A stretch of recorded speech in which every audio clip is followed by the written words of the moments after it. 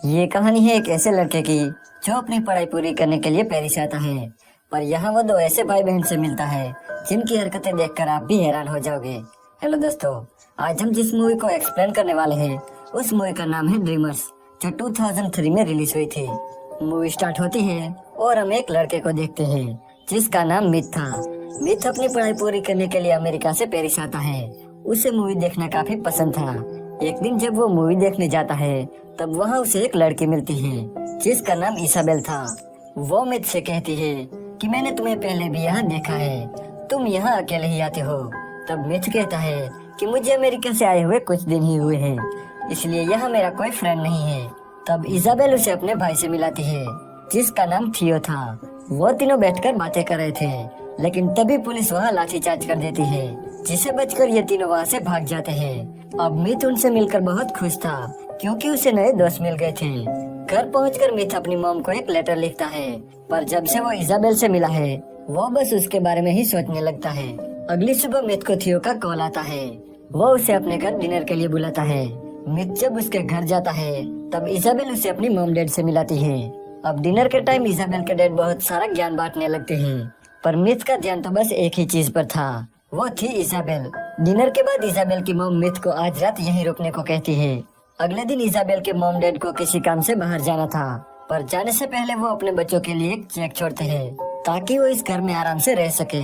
उनके जाने के बाद मिथ इन दोनों से कहता है कि मुझे अपने घर जाना चाहिए, पर वो दोनों उसे नहीं जाने देते। इसाबेल मिथ को एक किस करती है, साथ ही वो अपने भाई को भी किस करती है और वहाँ से चली जाती है। ये देखकर मिथ को बहुत अजीब लगता है। इसके बाद थियो उसे उसका कमरा दिखाता है। रात को मिथ की नींद उड़ जाती है। जब वो टॉयलेट से वापस आ रहा था तब उसकी नजर उन दोनों भाई बहन पर पड़ती है जो बिना कपड़ों के एक ही बेड पर सोए हुए थे। ये देखकर मिथ की आंखें खुली की खुली रह जाती है क्योंकि अब तक वो इसाबेल के सपने देख रहा था। वो चुपचाप अपने कमरे में जाके सो जाता है। अगली सुबह इसाबेल मिथ को जगाने आती है। वो उस पर चढ़कर उसे किस करती है। ये देखकर मिथ डर जाता है क्योंकि उसने सिर्फ अंडरवियर ही पहना था। इसके बाद इसाबेल उसे बाथरूम में ले जाती है जहाँ थियो पहले से ही बिना कपड़ों के नहा रहा था। ये देखकर मिथ थियो से कहता है कि तुम्हारी बहन यहाँ है, तुम बिना कपड़ों के उसके सामने कैसे रह सकते हो।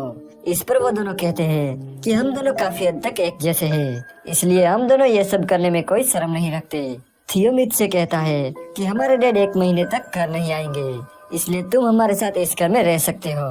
मिथ इसाबेल पर लट्टू था, इसलिए वो उसकी बात मान लेता है और उनके साथ रहने लगता है। एक रात ये तीनों गेम खेलते हैं जिसमें दोनों भाई बहन एक्ट करते हैं और मिथ को उस मूवी का नाम बताना था, पर अगर वो हार गया तो उसे एक डेयर पूरा करना होगा। पर यहाँ मिथ वो गेम जीत जाता है।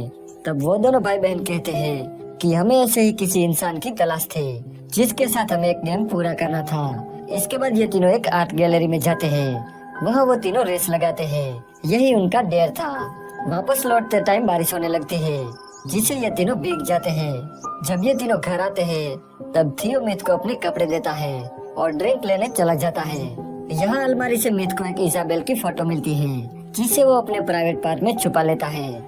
जब थियो वापस आता है तब वो तीनों साथ में बैठकर ड्रिंक करते हैं। इसाबेल फिर से वही गेम खेलने लगती है, पर इस बार वो थियो के साथ खेल रही थी जिसमें थियो हार जाता है। तब इसाबेल उसे एक डेयर देती है जिसमें थियो को एक फोटो के सामने हिलाना था। थियो बिना किसी शर्म के उन दोनों के सामने हिलाने लगता है। इसाबेल के लिए तो ये नॉर्मल था, पर मिथ की ये सब देखकर फट जाती है। अगले दिन मिथ थियो से कहता है कि मेरी भी तो सिस्टर है, पर उन्होंने मुझे कभी ऐसा काम करने को नहीं कहा। तुम दोनों ये सब कैसे करते हो और क्यों करते हो। तब थियो उसे कहता है कि हम दोनों जुड़वा है। जब हम दोनों पैदा हुए तब हम दोनों एक दूसरे के साथ जुड़े हुए थे। हमारा शरीर अलग है पर हमारा दिमाग एक है और हम एक दूसरे के बिना जिंदा नहीं रह सकते। एक दिन फिर से ये तीनों गेम खेलने लगते हैं जिसमें एक को मूवी का डायलॉग बोलना था और दूसरे को उस मूवी का नाम गेस करके बताना था। अगर वो नहीं बता पाया तो उसे भी एक डेयर दिया जाएगा। पहले तो थियो एक मूवी को एक्ट करता है, पर उन दोनों को कुछ समझ नहीं आता, जिस वजह से मिथ और इसाबेल को एक डेयर पूरा करना पड़ता है। थियो उन्हें सबके सामने घपाघप करने को कहता है। अब डेयर के मुताबिक इसाबेल अपने कपड़े उतारने लगती है, लेकिन मिथ की फटके हाथ में आ जाती है। इसलिए वो अपनी इज्जत बचाने के लिए बाथरूम में चला जाता है। जब वो बाथरूम से बाहर आता है तब थियो उसे पकड़ लेता है और दोनों भाई बहन मिलकर उसके कपड़े उतारने लगते हैं। तब मिथ के प्राइवेट पार्ट में इजाबेल की एक फोटो मिलती है, जिसे देखकर वो दोनों हंसने लगते हैं। इसके बाद मिथ और इजाबेल गपागप करते हैं। यहाँ मिथ को पता चलता है कि इजाबेल अभी भी वर्जिन है। इजाबेल मिथ को बताती है कि हम दोनों एक साथ सोते जरूर हैं, लेकिन हमारे बीच कोई भी फिजिकल रिलेशन नहीं है। ये सुन के मिथ उसे कहता है कि अगर ये बात तुम्हारे पेरेंट्स को पता चली तो क्या होगा। इजाबेल कहती है कि ऐसा कभी नहीं होगा और अगर उन्हें पता चल गया तो वो सुसाइड कर लेगी। कुछ दिनों बाद इजाबेल और थियो के पास पैसे जो थे वो सारे खर्च हो जाते हैं, क्योंकि अब तक वो काफी अय्याशियां कर रहे थे। अब इजाबेल घर के राशन से खाना बनाती है, पर वो खाना कोई भी नहीं खाता। अब पैसे न होने की वजह से उन्हें काम करना पड़ता है।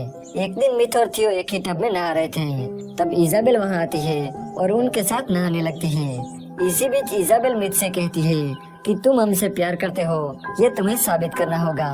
अब ये बोलकर वो दोनों मिथ के घोंसले को काटने लगते हैं। मिथ को ये सब अच्छा नहीं लगता, वो इन दोनों पर गुस्सा हो जाता है।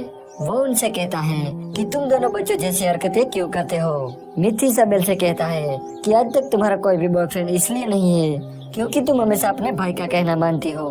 मिथ के ऐसे कहने पर इजाबेल उसके साथ डेट पर जाती है, वो उसकी गर्लफ्रेंड बन जाती है। वहीं दूसरी तरफ थियो भी एक लड़की को डेट करता है और उसे घर लाकर उसके साथ गपागप करता है। जब मिथ और इजाबेल घर आते हैं तब इजाबेल देखती है कि थियो किसी और लड़की के साथ सोया हुआ है। ये देखकर इजाबेल को काफी जेलस फील होता है और वो बहुत रोने लगती है। इसके बाद थियो और मिथ साथ में वाइन पीते हैं और बातें करने लगते हैं। तभी वहाँ इजाबेल आती है और वो उन दोनों को टेंट में ले जाती है, जहाँ वो दोनों भाई बहन बचपन में सोया करते थे। अब ये तीनों बिना कपड़ों के ऐसे ही सो जाते हैं। जब सुबह उसके मॉम डैड घर पे आते हैं तब वो उन लोगों को बिना कपड़ों के सोते हुए देख लेते हैं। ये देखकर उनकी आंखें खुली की खुली रह जाती हैं, लेकिन वो उनको उठाए बिना उनके लिए एक चेक छोड़कर चले जाते हैं। जब इजाबेल उठती है तब उसे वही चेक मिलता है, जिसे देखकर वो समझ जाती है कि उसके मॉम डैड को सब पता चल गया। इसके बाद वो सुसाइड करने का फैसला करती है और गैस पाइप लेकर सो जाती है। लेकिन बाहर रेवोल्यूशन चल रहा था, जिसे उनका एक पत्थर खिड़की से घर में आ जाता है, जिसे ये दोनों भी जाग जाते हैं और ये तीनों भी रेवोल्यूशन में शामिल हो जाते हैं। लेकिन थियो सबसे आगे जाके रास्ता रोक रहे पुलिस वाले पर पत्थर फेंकने लगता है। मिथ उसे काफी समझाता है, पर वो मिथ की कोई बात नहीं सुनता। इजाबेल भी थियो का साथ देने लगती है और वो दोनों वहाँ से चले जाते हैं। अब मिथ उनका साथ नहीं दे सकता था, इसलिए वो वहाँ से चला जाता है। इसके बाद पुलिस फोर्स सब पर लाठी चार्ज कर देती है और यहीं पर यह मूवी एंड हो जाती है।